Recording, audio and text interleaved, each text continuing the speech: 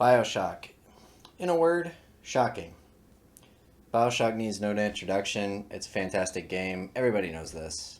There's no arguing that. Just got through I think might have been my fifth or sixth playthrough. Just got through, and I still enjoy it to this day. It's one of those games that I can just replay and replay all the time, and it's always fresh. It's always fun. I love doing it. I do it like once a year almost. It's been a while since this last one. I didn't play it until I think it was like maybe like 2 years after it came out. I finally got a Xbox 360 or something and played it. And I'll be damned if I can remember. I don't remember if I played the second one first, which I have a tendency of doing. I'm a little late to the party, which can be bad because then I've kind of played the sequel, which is more improved and smoother and, all that sort of thing. Then I go back and play the first one. It's like, ooh, it's not as good. Like playing Fallout New Vegas first before playing Fallout 3, Baldur's Gate 2 before playing Baldur's Gate 1, that kind of thing. But I think I played the first one, hopefully. It wouldn't be necessary, but, you'd definitely be weird lacking the first one's story to play 2 first. But anyways, I'm not sure if I did or not. I'm going to go into spoiler territory now. So, 3, 2, 1, spoiler time. Uh, this game is one of the most amazing examples of gameplay story cohesion. And what I mean by that is there's sort of a meta narrative to this that hints upon sort of gamer logic. Basically, games you have like, they're pretty much all linear. You have like point A to B, like Mario. You have to go in this way. There's this idea of gamer logic. You are expected to do this. You have to. Every step of the way is designed for you to progress in a linear fashion through. You have a couple other options, a couple other models like loops, game loops like Pac-Man. It's just sort of a loop. Um, and then you have like zigzags that ultimately lead to the penultimate, single point at the end. A little bit more open, but ultimately go in that direction. Maybe there's a few other models, but it's the idea of like why your character is doing certain things. Why can Mario not just eat what does he eat? A leaf? Get a Tanuki suit and just fly to Bowser's castle. It's kind of like the Lord of the Rings thing. Like, why don't they just fly the eagles there and all that to Mount Doom and all that? But this one really does a great job because they literally explain it because of what's happening with your character, because of the mind control and everything like that. You are literally it's literally explained within the game and the world why you are going step by step through this place and doing exactly what you're told to do and what you do as a player of this game.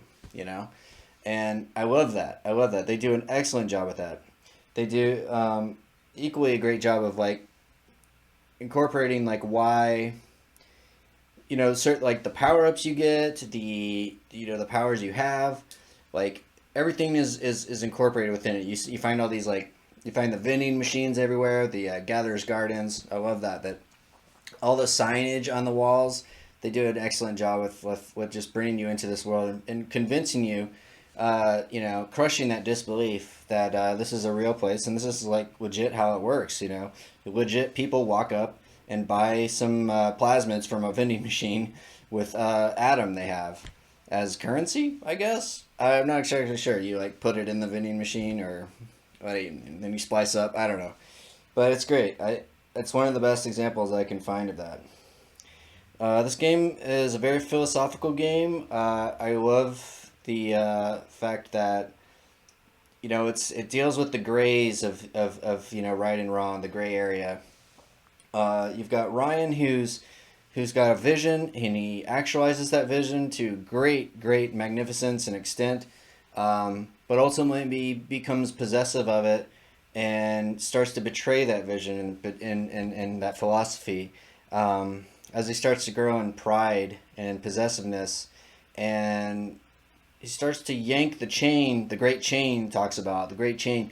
It starts to get yanked in different directions. Eventually, it breaks. So this idea of Rapture having the best and brightest, means you have a guy like Fontaine, who is the ultimate criminal, uh, arguably has a right to be there and do exactly what he's doing. You have this. This is where it gets gray. It's like, do you let Fontaine take over Rapture and destroy everything, and then go back up topside and bring all, all juiced up with Adam like Atlas?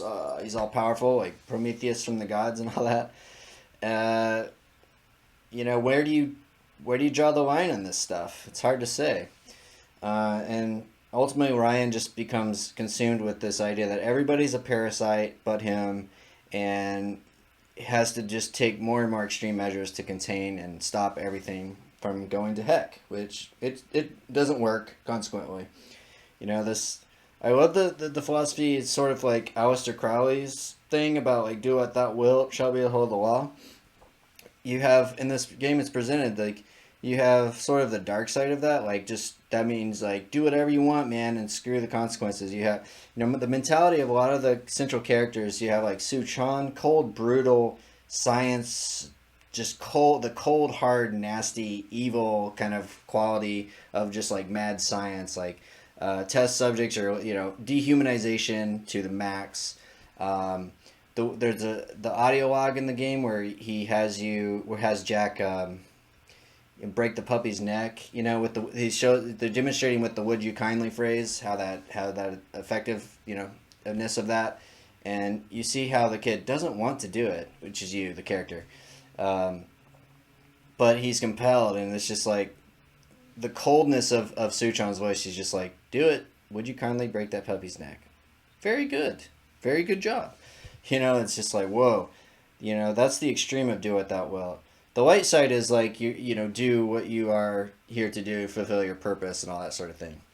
But yeah, man, most of the characters in this game are like that, or they've, gotten driven mad by, I guess, this idea that the Promethean myth of like stealing fire from the gods. That's kind of what's presented here, and it's also like eating of the forbidden fruit. There's all these sort of like spiritual themes, philosophical themes, almost like, yeah, you can't go back from that, and almost like having unlimited possibilities means you can only just get more and more extreme and perverted and convoluted and just twisted over time, because there's nowhere else to go with it. That's why you had like the doctor, Steinman. He's just like, his idea of beauty keeps getting even more raised and twisted and turned, and then he just goes crazy, right? And Sandra Cohen, the same thing, mad artist. Now he just has to create more grisly and profane art to stimulate himself and get his vision across at all costs. And Ryan, same thing. He's going to save the city at all costs. Fontaine, he's going to destroy it at all costs. The only one with really a bit of a conscience is Tenenbaum, because she, with working with the little sister, she sort of realizes, like, dang, like, the things we've done. Like, she starts to wake up. All the other ones that do wake up to what's going on and get liquidated as the parasites that they are. So, yeah, that's that. So this idea of absolute freedom is another thing it's kind of touched upon. It's like, do you have absolute freedom? Because if your freedom starts to impede upon another's, it's not. And as Ryan starts to take more and more control back from Fontaine and more control of Rapture, he starts reducing freedom more and more. And ultimately, see, that's how he betrays his philosophy. And it ultimately just ends up being like a mocker, like he reflects what he was against. It becomes a reflection or a projection of all that he was railing against. The totalitarianness of everything, topside. I want to talk a little bit about gameplay. The gameplay in this game, it's great. It's great. They have a lot of systems in there.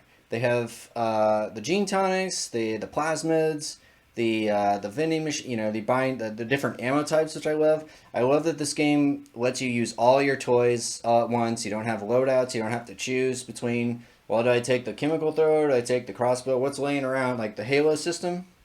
I like that it gives you everything. You can use whatever you want, Doom style. I appreciate that. It's a lot of fun. The guns are fun. The plasmids are pretty fun. There are some that are like questionable or just not very useful. Hypnotize Big Daddy, I don't really use very much. The Security Bullseye, I don't use very much. It's just like they give you some toys and tools, but you don't really have enough incentive. There's like gene tonics that make you stealthy. Doesn't really come up or need to come up in the game. It's like you would have to deliberately be, trying to make it play like that, and it doesn't really execute very well. So you have some shortfalls like that, but because so many of these little things are coming together and sort of building upon each other, you do end up with a system that is really, really robust and nice and fun. So I appreciate that. I would say, like, going back, it always feels, the gameplay feels a little bit rubbery, like when you switch weapons or when you switch to your hand, your plasmid. It just sort of has this, like, slight delay between, and I'm not sure, it's something I personally got used to after a while, and then I don't even notice it. So I think it's fine, but it is something you notice. I feel if you played an FPS in the last 10 years or something, you go and play this, you'll know, you might know what I mean. I think, and then I would say the only other thing, like, so the game reaches that climax, right, with Ryan, which is awesome, like one of the best moments in gaming history, where he's willing to just die to prove his point rather than live. He would rather die and prove his point that he said the great phrase, "A man chooses, a slave obeys," and it's interesting because he kind of becomes his own slave to his own philosophy. But would you kindly need, you have to literally kill him. You have no choice. And I love, like, this is also like a game where when you know the twist, and you play it again, like, it completely changes. You have like movies and games like that where, like, watching it, playing it the second time, knowing what you didn't know, you start to see all the clues they put in. Like when you find, I think your name is Josephine, your actual mother. When you find her remains in the room there, you get like a little flashback of your so-called family, like the little picture, the implanted memory of your false family comes across, and it's like, why would that happen? So I love stuff like that. But yeah, I was gonna say, like, it comes up to that point and you find, like, the walls where Ryan's connecting the dots and everything and figuring it out, and, like, that's a peak, man. And I do find that, like, once you've gone past, the game continues on after that. There are two more stages, two and a half more, three more stages roughly. And I will say, by that time you've kind of hit the peak of the game, the climax, and it starts to get a little sloggy after that. I found personally, because you have all the tools, you have all the weapons at this point, pretty much all the plasmids. There's nothing really much new that's introduced. All the enemy types have been introduced, and by this time you've used the research camera, which I don't really care for the research camera that much. It's kind of fun at first, but became tedious after a while. But it's okay. These are all really minute complaints, honestly. The game is a masterpiece. But it just starts, like, by the time you get to Olympus Heights, I found that I was just kind of like starting to get, like, restless. Probably because that is such a height that you reach with the Ryan reveal and everything, that there's really nowhere else to go. But you're just like, it's kind of interesting that, like, you work on getting your mind control removed, but you're still just heading towards end point, and you got to get your revenge on Fontaine and all that sort of thing. So it's and they comment on that. Fontaine's like, look at you, you're still just moving. You don't do anything unless you're told to. You won't move an inch unless you're told to. So that's kind of interesting and cool. What else is there? There's, like, I got some notes here. Yeah, the two endings thing. Okay, this is another weak point I feel. Most people talk about is this idea, this illusion of choice, or this sort of, like, idea that you have a choice, and you either harvest little sisters or you save them. If you do a mixture, you still get the bad ending. So it doesn't really, there's no nuance or gradient scale there. So you either get the good ending, which I really enjoy. I like the good ending. It's great. The little sisters help kill Fontaine, and then you actually become like a sort of a father, and then you have a real family there. It's really cool. You go back up topside and you live a normal life. You live the normal life that you thought you had, and that's great. It's a good ending. The bad ending, just, I do not care for that one. you go up and you basically just bring up all the splices with you and destroy the world, blah, blah, blah, blah. It's just kind of meh. It's like, gets back on that Prometheus thing. Like, should Prometheus have stole the fire from the gods? If you don't know that myth, the idea is Prometheus stole the power, the godly power from the gods to give to humans. They use fire as an example. And the idea that it's like, is it going too far? It's like the forbidden fruits and other, anyways. But yeah, you just go up and I don't know, there's like nukes or something. I don't know. But the fact that like, also, that like if you don't know what's up, you might harvest some because you're thinking, well, I don't know, they are kind of like way past the point of being humans and whatever, and I don't know. It's just like you don't really know what you're doing, and then when you get to the end, you still get the bad end, and it's kind of like, It's definitely one of the weakest points of the narrative. One other weak point of the narrative I found, like, you're in Point Prometheus, which is kind of cool. You get to become a big daddy and all that sort of thing. But you're escorting the sisters around, and there's test subjects there. I guess they were to. This is where they designed the big daddy little sister dynamic. Why are there test subjects just laying there? This is long past the point of where they were designing these things. I don't know. It seems a little weird. Like I said, I think the game really peaks after Hephaestus, and then but it's okay. Um, Gosh, I really don't have much else to say. I mean, I sounds like I'm complaining a lot. I'm really not. This is an amazing game. And like I said at the beginning, like it's one of the few games I can just keep playing and playing and replay every friggin' year or something, and enjoy it just as much. I really like two as well. Really do. Two is really great. And I'll be continuing on and playing that too. But yeah, if you haven't, I assume you played the game, so I was gonna say if you haven't played the game, you should go play it. But I'm sure you have. But that's pretty much my thoughts on it. Bioshock is a great game, and I rank it as a masterpiece. I don't know if it's in my top 10. I haven't really thought of that, but it's definitely up there in the top echelon. So let me just check my notes here. Yeah, that's pretty much all I got. So yeah, Bioshock. In a word, shocking.